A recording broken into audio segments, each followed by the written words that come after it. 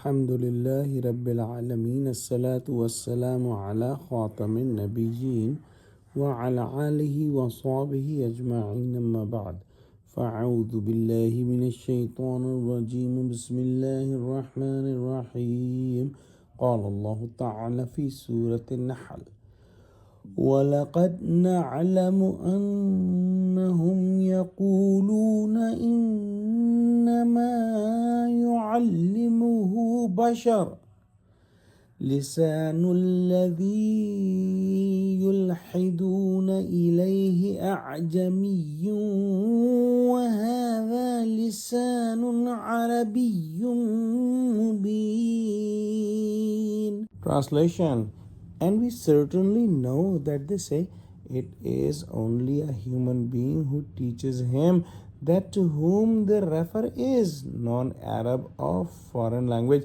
And while this Quran is the clear Arabic language, the polytheists of Mecca used to object that this is not the word of Allah subhanahu wa ta'ala, and if Quran was the word of Allah subhanahu wa ta'ala, there should not be any abrogation in it. But they themselves were confused that how come Prophet Muhammad sallallahu alaihi wasallam is bringing this extremely high quality kalam which has lots of details about many things which an unlettered man is impossible to bring. As we know that Prophet Muhammad sallallahu alaihi wasallam did not go to any formal school or to any formal teacher for the worldly education, and he is an unlettered ummi, and the Quraysh knew about it,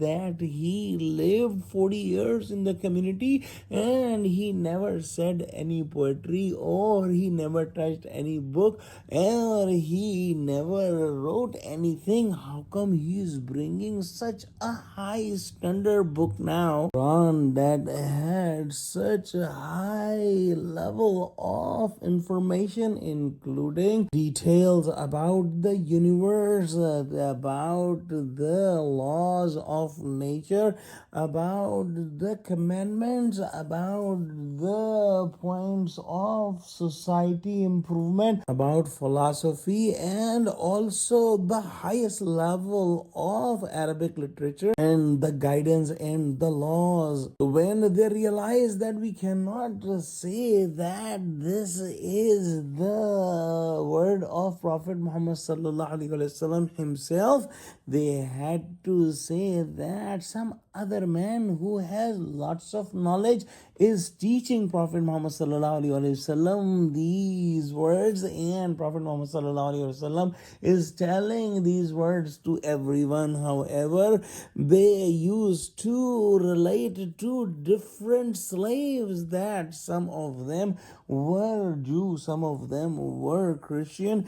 Even their names have not been preserved in the history. There are certain names like Jabr, Yasar, Aish, and Laish, and they were all non-Arab slaves that were referred in this connection, that they were teaching Prophet Muhammad sallallahu alaihi wasallam these words. How come a non-Arab can teach this highest level of Arabic to Prophet Muhammad sallallahu alaihi wasallam? Also, that person's name is not even preserved in the history. However, Prophet Muhammad sallallahu alaihi wasallam's name is known to the whole humanity, and he is the only man who brought the complete revolution in the religious sense and also in the socio-economic and political sense. And this proves that the foolish claim of polytheist of Mecca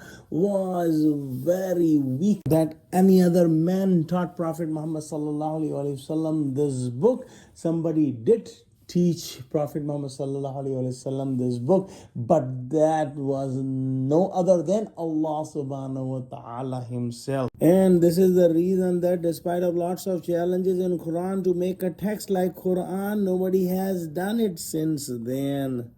Let's pray that Allah subhanahu wa ta'ala give us true understanding of Quran. Ameen wa akhiru da'wana alhamdulillahi rabbil alameen. Assalamu alaikum wa rahmatullahi wa barakatuh.